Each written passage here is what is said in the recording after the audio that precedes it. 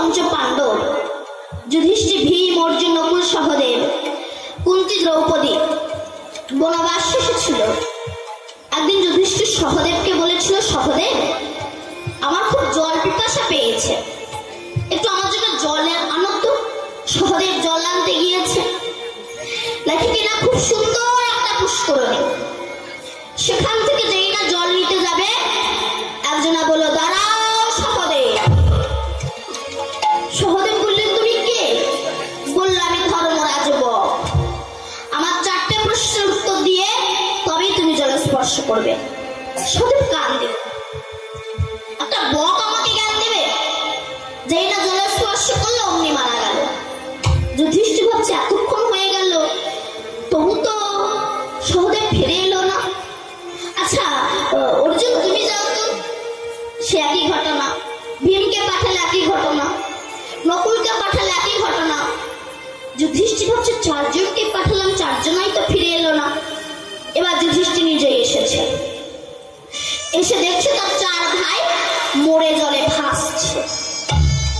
এবার সহদেব যেই না জল স্পর্শ করতে যাবে, অমনি ধর্মরাজ বক বললেন, দাঁড়াও যুধিষ্ঠির, আমার 4টে প্রশ্ন উত্তর দিয়ে তবেই তুমি জল স্পর্শ করবে। তখন যুধিষ্ঠির করজোড় করে বলছে, বলুন কি 4টে প্রশ্ন? এই জায়গাতে ধর্মরাজ বক প্রশ্নটা করেছিল। কি প্রশ্ন? কিবা বার্তা, কি আশ্চর্য পদ বলি কারে, আর কোন জনা সুখী হয় বিশ্ব চরাচরে? বলো কিবা বার্তা। বার্তা মানে কি মা?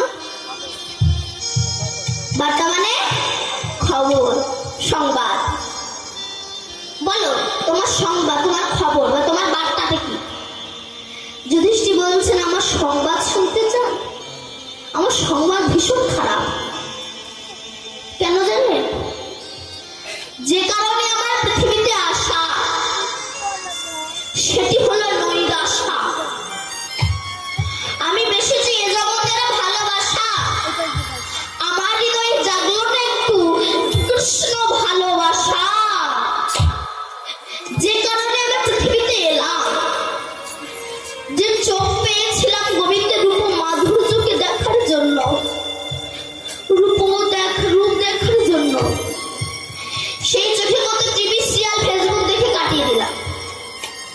যে নাক পেয়েছিলাম তুলসীর ঘ্রাণ নেওয়ার জন্য, সেই নাকে কত মাছ মাংসের ঘ্রাণ নিলাম, তুলসীর ঘ্রাণ নেওয়া হলো না। যে কান পেয়েছিলাম হরিনাম শ্রবণ করার জন্য, সেই কানে কত বাজে কথা শ্রবণ করলাম, কিন্তু সেই কানে কোনোদিন আমি একটু হরিনাম শ্রবণ করলাম না। যে বদন পেয়েছিলাম হরিনাম বলার জন্য, সেই বদনে কত মদ মাছ মাংস খেয়ে গেলাম, কত বাজে বাজে কথা বললাম, কত গালাগালি দিলাম, গুরুজনদেরকে কত ছোট বড় কথা বললাম, কিন্তু ওই মুখে কোনোদিন আমার হে গোবিন্দ তুমি কৃপা করে এটা বলা হলো না। যে হাত পেয়েছিলাম গোবিন্দকে আরতি করার জন্য, সেই হাতে মদের গ্লাস ধরেছি, মাংসের ঠ্যাং ধরেছি, বাবা মায়ের চুলের মুঠি ধরেছি, বাবা মাকে এই হাত দিয়ে ধরে বৃদ্ধাশ্রমে পাঠিয়েছি, কিন্তু ওই হাত দিয়ে কোনোদিনও আমার একটু গোবিন্দের আরতি করা হলো না। যে পা পেলাম গোবিন্দের মন্দিরে যাওয়ার জন্য, সেই পায়ে কত বাজে জায়গায় গেলাম, এই পায়ে কোনোদিনও আমার একটু গোবিন্দের মন্দিরে যাওয়া হলো না। যে মাথা পেলাম বৈষ্ণবের চরণে নত করার জন্য, সেই মাথায় কত ফুটবলের হেড দিয়েছি, ভলিবলের হেড দিয়েছি, কত কুর্বুদ্ধি লাগিয়েছি, কিন্তু ওই মাথা কোনোদিন একটু বৈষ্ণবের চরণে নত করায়নি। যে কারণে আমার পৃথিবীতে আসা, সেটা হয়ে গেল আমার নৈরাশা। ধর্মরাজ বক বললেন, বাহ। এবার বলো যুধিষ্ঠির, প্রথম প্রশ্ন পেরেছ, দ্বিতীয় প্রশ্ন বলো কি আশ্চর্য? যুধিষ্ঠির বললেন, আশ্চর্য শুনতে চান? আমার কাছে আশ্চর্য হচ্ছে 2 প্রকার।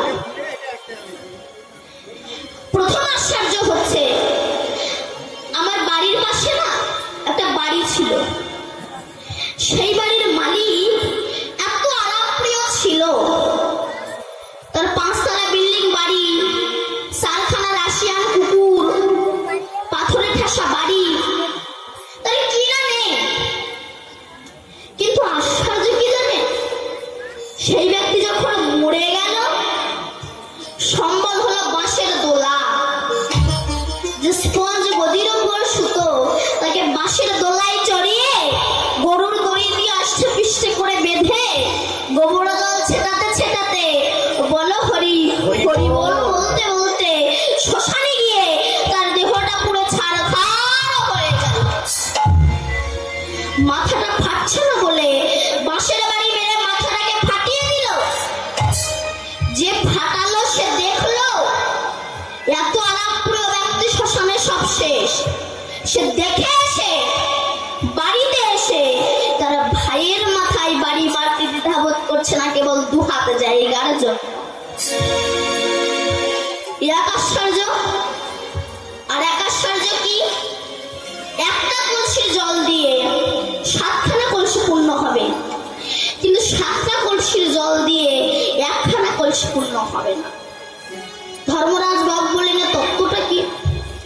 বলছি একটা করে স্তনের দুগ্ধে 7খানা বাচ্চা মানুষ হবে, কিন্তু 7টা বাচ্চার ইনকামে একটা মা ভাত পাবে না। এর মতো সাজার পৃথিবীতে হয়। ধর্মরাজ বাবু বললেন বাহ, যথেষ্ট। এইবার বলো তো পদ বলি কাকে? পদ মানে কি মা? মহাজনস্য গতস্য পন্থা। মহাজনরা যে পথ অনুসরণ করে গেছে সেই পথ অনুসরণ করি না বলেই তো আমাদের এত দুঃখ কষ্ট জ্বালা যন্ত্রণা।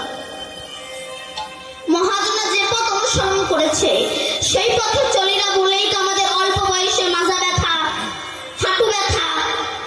কীর্তন শুনতে সে সামনে 1 হাত করে জায়গা রেখে দেয়, ভাগবত শুনতে সে সামনে 1 হাত করে জায়গা রেখে দেয়। কেন বলুন তো? ঠ্যাঙের ভবিষ্যৎ পা ছড়াবে তাই। তবে কিন্তু আমি এখানকার কথা বলছি না, অন্য জায়গার কথা বলছি। আপনারা খুব ভালো। মহাজনের কথা মানি না বলেই অল্প বয়সে আমাদের এমন হয়। মহাজন বলছে বালিশে বসো না। কেন? অনেকে বলে বালিশে বসলে নাকি পেছনে ফোড়া হয়। বলছে না, বালিশে বসো না, পেটে তুলো বেরিয়ে যাবে। দুয়ারে বসো না, ঋণী হবে না। আসল কথাটা কি? বসো না দুয়ারে, আপ ডাউন করতে অসুবিধা হবে। সিঁদুর পরো। কেন বলুন তো মেয়েদের সিঁদুর পরতে হয়? মায়েদের কেন সিঁদুর পরতে হয়? এখন তো আর কেউ সিঁদুরই পরে না। পরে না, পরে, তবে অ্যাঙ্গেল করে আজকাল সিঁদুর পরে। অ্যাঙ্গেল বোঝেন না? অ্যাঙ্গেল বোঝেন না? এখানে আমার তো চোখে পড়ছে না কেউ অ্যাঙ্গেল করে সিঁদুর পড়েছে, ওই জন্য মায়েরা বুঝতে পারছি।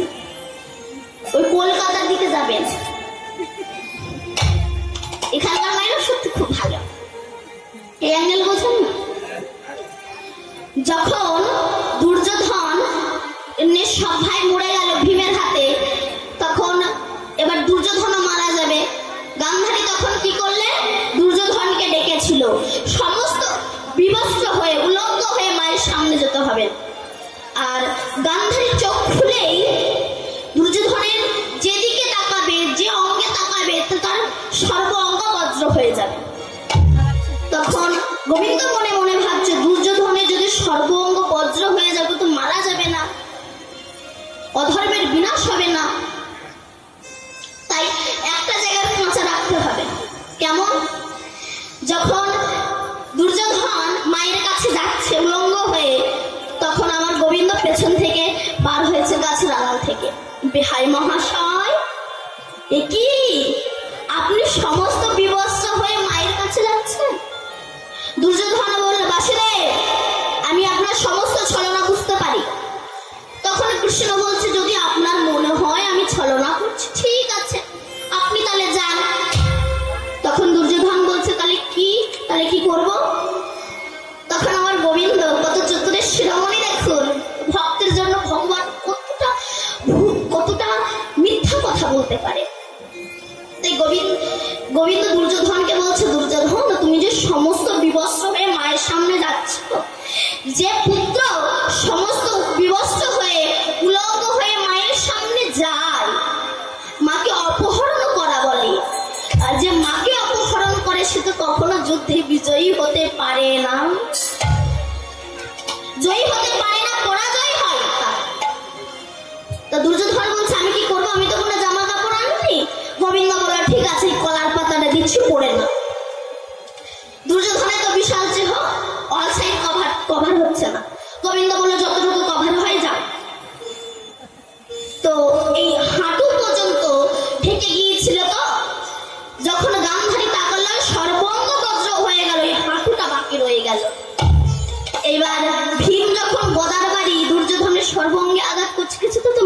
মরছে না। তখন গোবিন্দ সাইড হয়ে দাঁড়িয়ে হাঁটুতে চড় মেরে বলেছিল ওখানে মারো। তখন এখানে যখন মেরেছিল তখন দুর্যোধনের মরে গিয়েছিল, প্রাণ হারিয়েছিল। অ্যাঙ্গেল বলছেন, সেই অ্যাঙ্গেল করে দাঁড়িয়েছিল, তাই বলছে অ্যাঙ্গেল বলছেন। এই যে এখানে যে সিঁদুরটা পড়ে, এখানে সিঁদুর পরে তারপর আবার চুলটা নিয়ে চাপা দিয়ে দেয়, যাতে কেউ না বুঝতে পারে আমার খরিদ্দার জুটে গেছে। অ্যাঙ্গেল করে সিঁদুর, কিন্তু সিঁদুরটা পড়তে হয় কেন? সিঁদুরটা কার রক্ত থেকে তৈরি হচ্ছে সেটা পরের কথা। সিঁদুরটা তো পড়তে হয় তার একটাই কারণ, আমার একজন মালিক আছে। আমি 12 জনের নই, আমি 10 জনের নই, আমি একজনের। এর প্রমাণ সিঁদুর। আচ্ছা বলুন, তোমার সিঁদুরটা লাল হলো কেন? কালো হতে পারত, নীল হতে পারত, সাদা হতে পারত, লাল হলো কেন? Red signal. ওখানে গেলেই ধাক্কা খাবে, ওখানে একটা গাড়ি দাঁড়িয়ে আছে, জায়গাটা বুকিং হয়ে গেছে, এজন্য সিঁদুরের রং লাল। মহাজনের কত অপূর্ব চিন্তা ভাবনা বলুন তো। তাদের চিন্তা ভাবনার কাছে আমরা কি করেছি? আর সেই পথ অনুসরণ করি না বলে আমাদের এত দুঃখ, কষ্ট, জ্বালা যন্ত্রণা সহ্য করতে হয়। ধর্মরাজ বাপ বলল, বাহ, তাহলে এবার বলো যুধিষ্ঠির, কোন জন সুখী হয় বিশ্ব চরাচরে? যুধিষ্ঠির বললেন, যিনি ধনী নন, যিনি ঋণী নন, যিনি পরবাসী নন, পরের গৃহে বাস করে না, তিনি হচ্ছেন সুখী। যিনি পরবাসী নন, পরের গৃহে বাস করে না। এই যে ঘরগুলো দেখছেন, ঘরগুলো কি আমাদের? বলো, ঘরগুলো আমাদের? আজ আপনি আছেন, কাল আপনার ছেলে থাকবে, তারপর তার ছেলে, তারপর তার ছেলে, তারপর তার ছেলে থাকবে, তারপর তার ছেলে থাকবে। ঘর ঘরের জায়গায় রয়ে থাকবে, আমরাই কেবল যাতায়াত করতে থাকবো। এই ঘরটা আমাদের নয়। আর যে দেহঘরটা দেখছেন, এই দেহঘরটা তো আমাদের নয়। কেন? দেখবেন কোন একজন ব্যক্তি যদি ভাড়াটে ঘরে বাস করে, সেই ঘরের কিন্তু একটা মেয়াদ থাকে। মেয়াদ যদি শেষ হয়ে যায়, মালিক যদি বলে ঘর ছেড়ে দাও, লিমিটের মধ্যে ঘর ছেড়ে দিতে হবে। দেখবেন একটা মেডিসিনের কারখানায় যখন একটা মেডিসিন তৈরি হয়, তার গায়ে কিন্তু এক্সপায়ারি ডেট লিখে দেওয়া হয়। তেমনি আমরা যখন গোবিন্দের কারখানায় জন্মেছি, আমাদের গায়েও কিন্তু এক্সপায়ারি ডেট, মৃত্যু ডেটটা লিখে দেওয়া হয়েছে। তাই বলো না কোনো বয়সে গিয়ে হরিনাম করবো, রেডি হয়ে থাকো, ওই বুঝছি আমার ডাক এলো, ওই বুঝছি আমার ডাক এলো, ওই বুঝছি আমার ডাক এলো। কেন? দেখবে আমাদের পেটে পাথর পড়লে ডাক্তার অপারেশন করে ভালো করতে পারে, চোখের চোখ খারাপ হয়ে গেলে ডাক্তার অপারেশন করে ভালো করতে পারে। কিন্তু বলুন তো মা, চরিত্র অপারেশন করার ক্ষমতা কি কোনো ডাক্তারের আছে? বলুন, চরিত্র অপারেশন করার ক্ষমতা কি কোনো ডাক্তারের আছে? কোনো ডাক্তার পারে না চরিত্রকে অপারেশন করতে। চরিত্র অপারেশন করতে পারে একমাত্র সাধু সমাজ, বৈষ্ণব সমাজ। লক্ষ হীরার মতো পতিতার চরিত্র অপারেশন করেছিল সাধু সমাজ। হরিদাস ঠাকুর, চপল গোপালের চরিত্র অপারেশন করেছিল সাধু সমাজ। শিবাস পণ্ডিত, জগাই মাথায় চরিত্র অপারেশন করেছিল সাধু সমাজ। নিত্যানন্দ প্রভু। আর এই চরিত্রকে অপারেশন করার জন্য স্বয়ং কৃষ্ণ গৌর হয়ে, ডাক্তার হয়ে নবদ্বীপের হসপিটালে এসেছেন। কোনো ইনজেকশন নয়, কোনো গরমের ইনজেকশন নয়, ঔষধ নয়, এনেছেন কি? হরে কৃষ্ণ হরে কৃষ্ণ, কৃষ্ণ কৃষ্ণ হরে হরে, হরে হরে রাম, হরে রাম, রাম রাম হরে।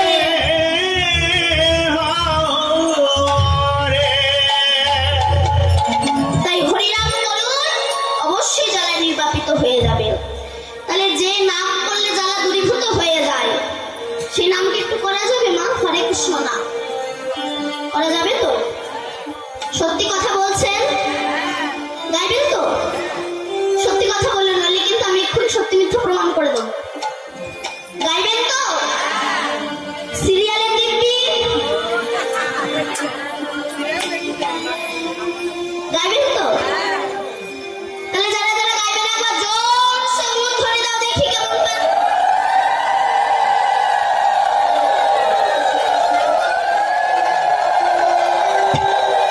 এখনো দিচ্ছে?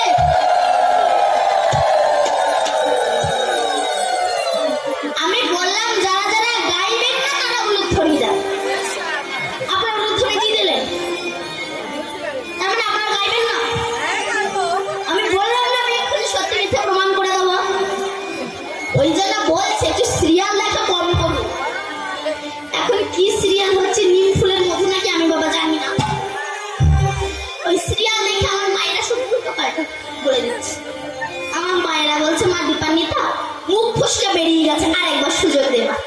ঠিক আছে, যারা হরিনাম করবে তারপর প্রেম সে উলুধ্বনি হরিধ্বনি করো দেখি।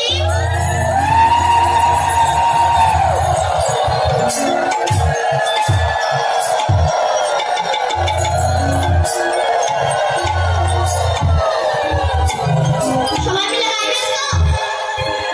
সবাই মিলে দুটো বাহু তুলে। হরে কৃষ্ণ হরে কৃষ্ণ কৃষ্ণ কৃষ্ণ হরে হরে হরে রাম হরে রাম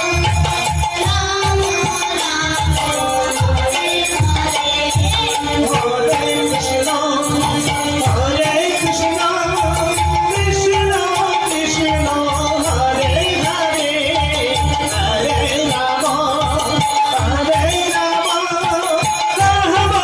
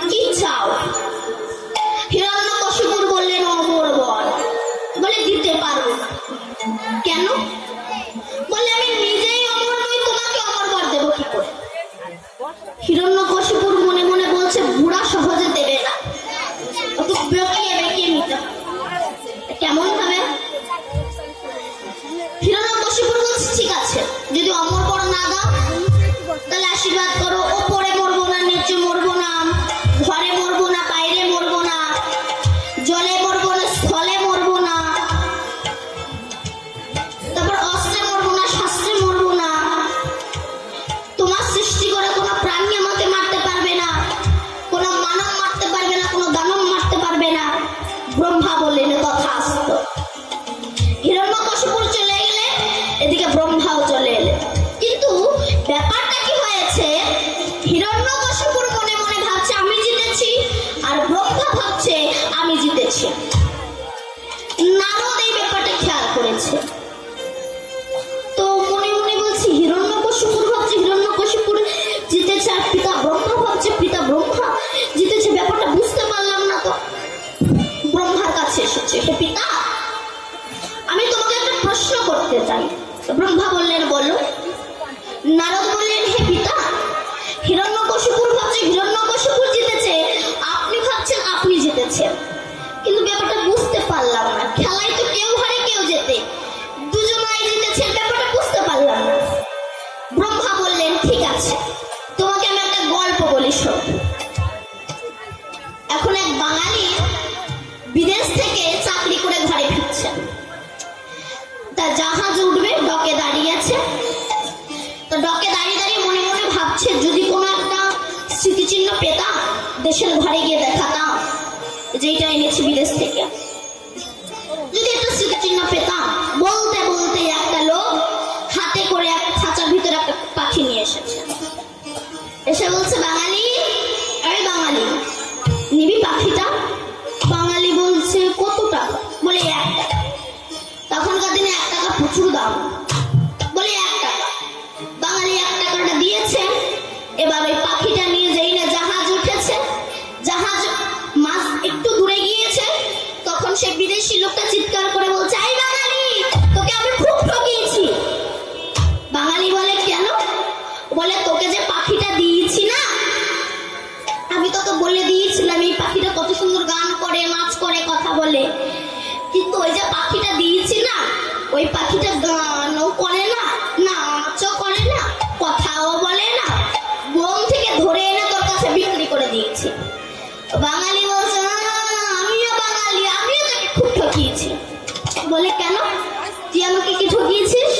বলে দেখ তোকে যে পয়সাটা দিয়েছি না, ওটা হচ্ছে অচল টাকা, ওটা চলবে না।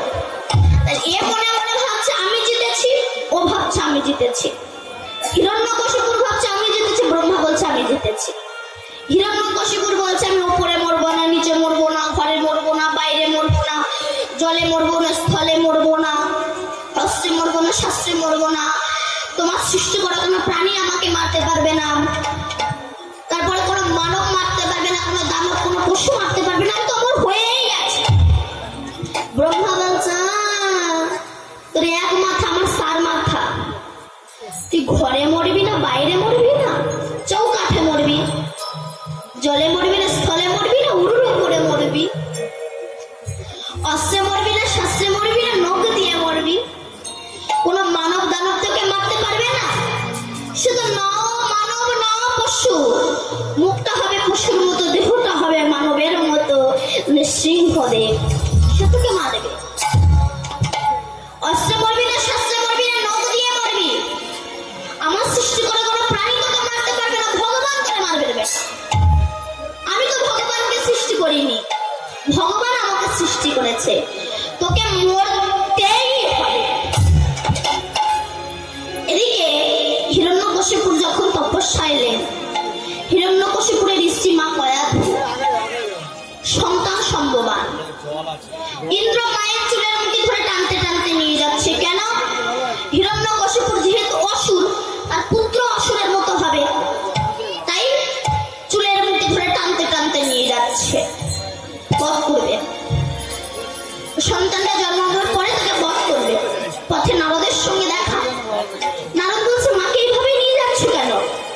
বলল যেহেতু ওর পিতা অসুর, ওর সন্তান অসুর হবে, তাই নিয়ে যাচ্ছি। ওই ছেলেটা বা ওই সন্তানটা জন্মানোর পরে ওকে হত্যা করবে।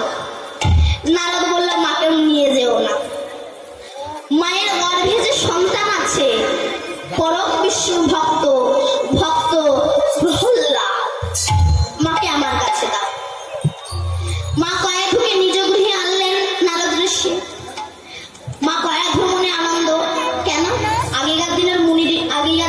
মানুষরা তো মুনি ঋষিদের প্রচুর বিশ্বাস করত, বৈষ্ণবদেরকে বিশ্বাস করত।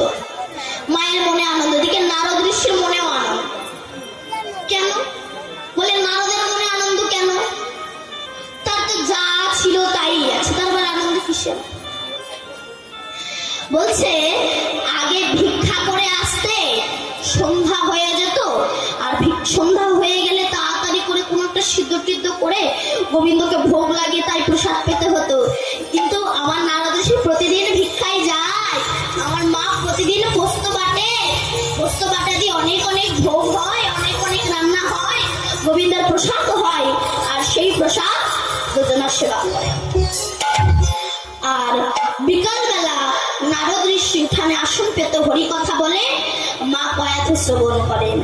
শুধু কি মা কয়াধু শ্রবণ করেন, মা কয়াধুর গর্ভে যে ভক্ত প্রহ্লাদ তারও হরি ভজন শুরু হয়ে যায়। মায়ের গর্ভে যখন সন্তানের বয়স 7 মাস, তখন থেকে সন্তানের হরি ভজন শুরু হয়ে যায়, তখন থেকে সন্তানের হরি ভজন শুরু হয়ে যায় তাদের। তাই এই সন্তানকে কৃষ্ণ ভক্ত করতে কিন্তু পারে একমাত্র আমার মায়েরাই। একটা মাই পারে কিন্তু একটা সন্তানকে কৃষ্ণ ভক্ত সন্তান তৈরি করতে। কেমন? বাবা হলো বীজ আর মা হলো মাটি। বীজ আর মাটি যদি ভালো হয় ফসল ভালো হবে না, কে বলেছে? এপিজে আব্দুল কালাম বলেছেন একটা মা হচ্ছে একটা স্কুলের সমান, আর একটা বাবা হচ্ছে একটা শিক্ষকের সমান। বাবার বিচার যদি ভালো না হয় সন্তানের বিচার ভালো হবে না, মায়ের আচার যদি ভালো না হয় সন্তানের আচার ভালো হবে না। বাঘিনী যখন তার সন্তানদেরকে সাঁতার শেখায়, প্রথমে নিজে আগে জলে নামে, পেছন পেছন বাচ্চারা জলে নামে।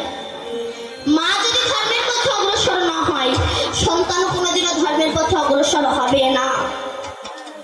বিদ্যাসাগরের মা, ইনি সাগরের মা, ইনি খালের মা নয়, বিলের মা নয়, সাগরের মা। কেন? মা হতে গেলে মহিষী হতে হয়। বিদ্যাসাগর মাকে একটা শাল এনে দিয়েছিল, মা ছেঁড়া শাল ব্যবহার করছো, নতুন শালটা না। মা নেয়নি, গুছিয়ে রেখে দিয়েছিল। কেন? বলেছিল পাড়ায় কত মা ঠান্ডায় কাঁপছে, একটা শাল পাই না। তুই যদি প্রত্যেকটা মায়ের জন্য একটা করে শাল এনে দিতে পারবি, সেদিনই আমি ওই শালটা গ্রহণ করবো। তবে তো বিদ্যাসাগরের মধ্যে এমন পুত্রের জন্ম দিয়েছে। আর আজকালকার মায়েরা, এক মা তার ছেলেকে টিফিন বক্সে খাবার দিচ্ছে, একা একা খাবি, কাউকে দিবি না, আমি কষ্ট করে করে দেবো, তুই লোককে খাবি, একা একা খাবি। ছেলে বড় হলো, চাকরি পেল, বিয়ে করলো, ছেলে একা খেলো, তোমাকে দিল না কেন? তুমি তো শিখিয়েছো একা খাবি, কাউকে দিবি না। তোমার জন্যই সন্তান তোমাকে দেয় না। আজ কেন দ্বিতীয় ঈশ্বরচন্দ্র বিদ্যাসাগরের জন্ম হচ্ছে না? আজ মা ভালো পাচ্ছে না বলে দ্বিতীয় ঈশ্বরচন্দ্র বিদ্যাসাগরের জন্ম হচ্ছে না। মা ভালো পাচ্ছে না বলে দ্বিতীয় রবীন্দ্রনাথ ঠাকুরের জন্ম হচ্ছে না। মা ভালো পাচ্ছে না বলে দ্বিতীয় রামকৃষ্ণ পরমহংসদেবের জন্ম হচ্ছে না। মা ভালো পাচ্ছে না বলে দ্বিতীয় স্বামী বিবেকানন্দের জন্ম হচ্ছে না। মা ভালো পাচ্ছে না বলে দ্বিতীয় কবিগুরু রবীন্দ্রনাথ ঠাকুরের জন্ম হচ্ছে না। প্রকৃত মা ভালো হতে হবে, তবেই সন্তান ভালো হবে। প্রভুপাদের বাবা কলকাতায় চাকরি করত, 10টায় অফিসে যেত, 9টা পর্যন্ত দরজায় বসে থাকত। কোন সাধুগুরু বৈষ্ণবকে দেখলেই বলতো একবার আসুন না আমার এদিকে। কেন? আমার ছেলের মাথায় হাত দিয়ে বলুন ওর যেন কৃষ্ণপতি মুক্তিপতি হয়, ওর যেন কৃষ্ণ কথা বলতে পারে। বাবা মাকে ভালো হতে হবে। দ্বিতীয় ঈশ্বরচন্দ্র বিদ্যাসাগর প্রভুপাদের জন্ম হচ্ছে না, তার একটাই কারণ, প্লেন যেমন এয়ারপোর্ট ছেড়ে নামে না, তেমনি বহু পরমাত্মা বাতাসে ঘুরে বেড়াচ্ছে। এরা ভালো জায়গা পাচ্ছে না বলে, ভালো মা পাচ্ছে না বলে, ভালো গর্ভ পাচ্ছে না বলে এদের জন্মই হচ্ছে না। ভালো সন্তান পেতে গেলে আগে ভালো মা হওয়ার দরকার। কেমন? যখন কুরুক্ষেত্রের মাঠে যুদ্ধ শেষ হয়ে গেল, সে সময় দ্বিতীয়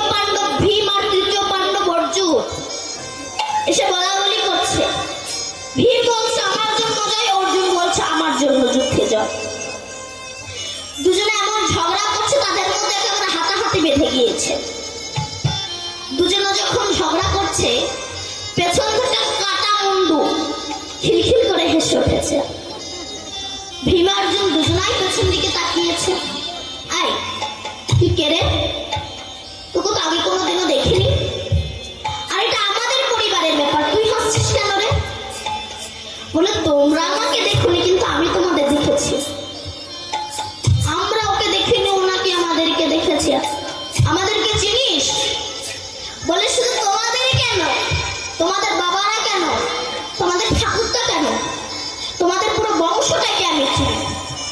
আমাদের পুরো বংশটাকে চিনিস? কই বলতো? বলে মিলিয়ে নাও। তোমরা চন্দ্র বংশের ছেলে। বিষ্ণু থেকে ব্রহ্মা, ব্রহ্মার পুত্র অগ্রিব, অগ্রিবের পুত্র সোম, সোমের পুত্র বুধ, বুধের পুত্র কুরুরাবা, কুরুরাবার পুত্র আয়ুষ, আয়ুষের পুত্র নহস, নহসের পুত্র যজাতি, যজাতির পুত্র যদু, যদুর পুত্র কুরু, কুরুর পুত্র জন্মেঞ্জয়, জন্মেঞ্জয়ের পুত্র গতিশান, গতিশানের পুত্র মনুষ্য, মনুষ্যর পুত্র চারুপদ, চারুপদের পুত্র রুদ্রাসান, রুদ্রাসানের পুত্র হৃদেশুন, হৃদেশুর পুত্র রক্তিনাপ, রক্তিনাপের পুত্র ব্যাধি, ব্যাধির পুত্র দুষ্মন্ত, দুষ্মন্তের পুত্র ভরত, ভরতের পুত্র ইক্ষু, ইক্ষুর পুত্র সম্বরণ, সম্বরণের পুত্র সুধন্য, সুধন্যের পুত্র সহদ্র, সহদ্রের পুত্র যমন, যমনের পুত্র তৃতি, তৃতীর পুত্র পরিজা বসু, পরিজা বসুর পুত্র জরাসন্ধ, জরাসন্ধের পুত্র সমাচি, সমাচির পুত্র কুশু, কুশুর পুত্র জম্ভু, জম্ভুর পুত্র সুরত, সুরতের পুত্র বিহুরত,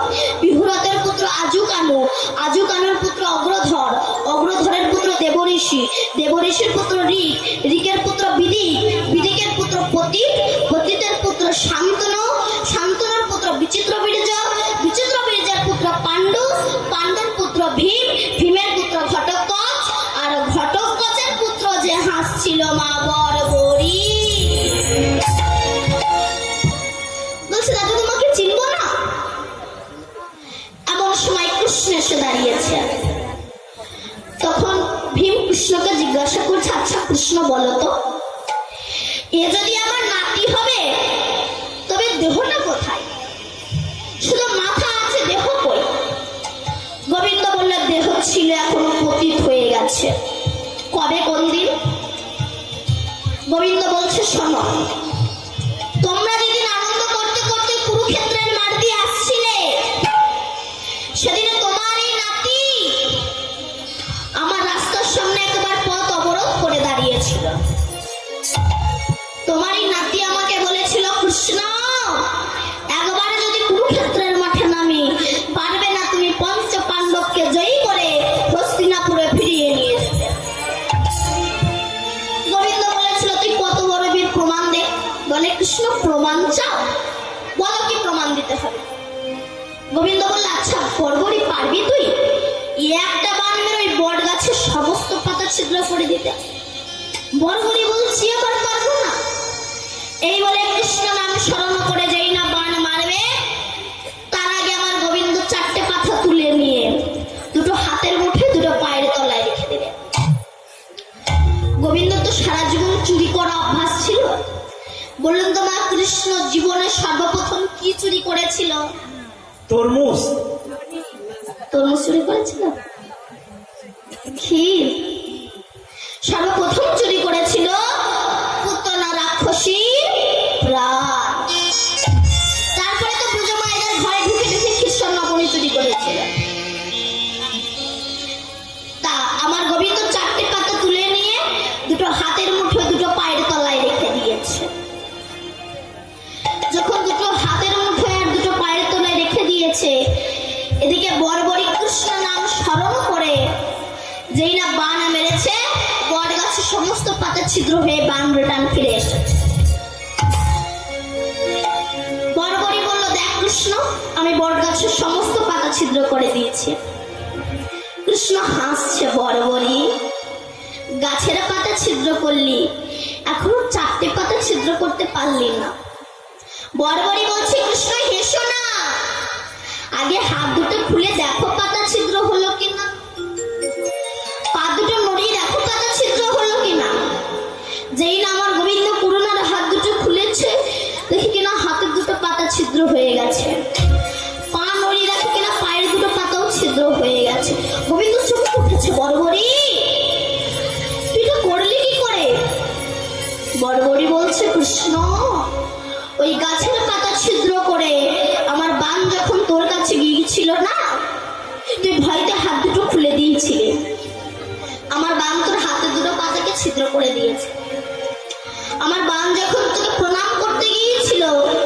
সময় তুই কাটাকে নাড়িয়ে নিয়েছিলি, আমার বাম তোর পায়ের দুটো পাতাকেও ছিদ্র করে দিয়েছে।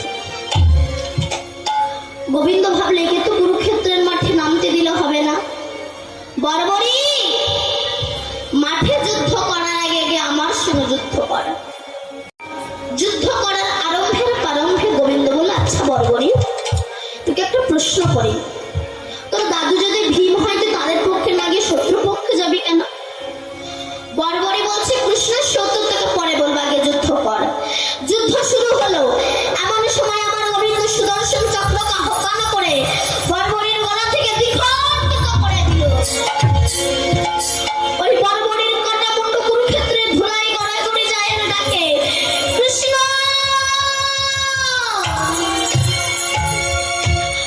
কৃষ্ণ বলে যাই না কে তো উঠেছে, গোবিন্দ ছুটে গিয়ে মাথাটা তুলে নিয়েছে।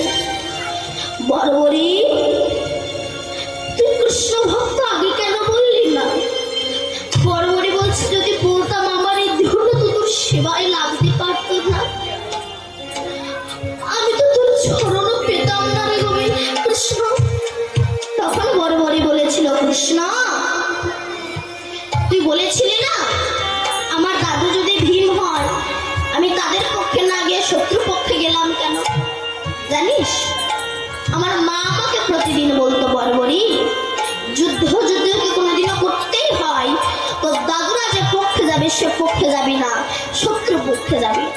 আমি আমার মাকে প্রশ্ন করেছিলাম, মা আমি দাদুদের দলে না গিয়ে শত্রু পক্ষে যাব কেন?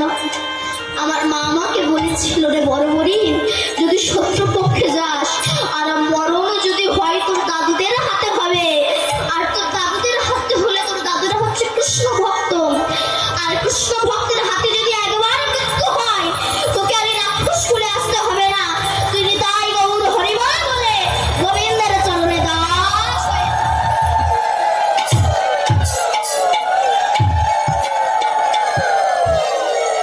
এই যে নামেরই কি মহিমা, ভক্তের সঙ্গ করলে অবশ্যই তুই গোবিন্দের চরণ পাবি। বলে